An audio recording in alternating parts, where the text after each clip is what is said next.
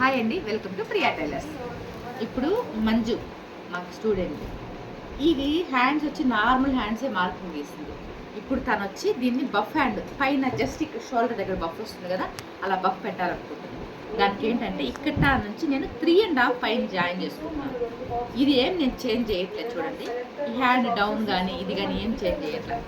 3.5 పెట్టుకొని ఇక్కడ నుండి జస్ట్ నేను కొంచెం పైకి ఇట్లా వచ్చి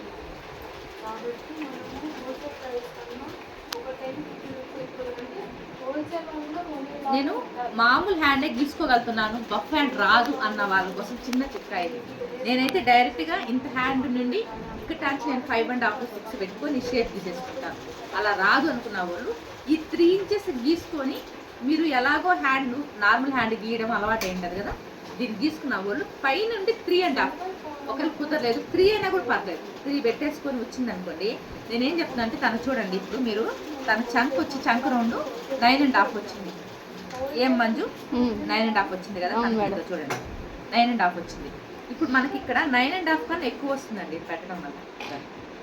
ఎన్ని ఇంచెస్ ఎక్స్ట్రా వస్తుంది ఇక్కడ మనకు? 2.5 ఇంచ్.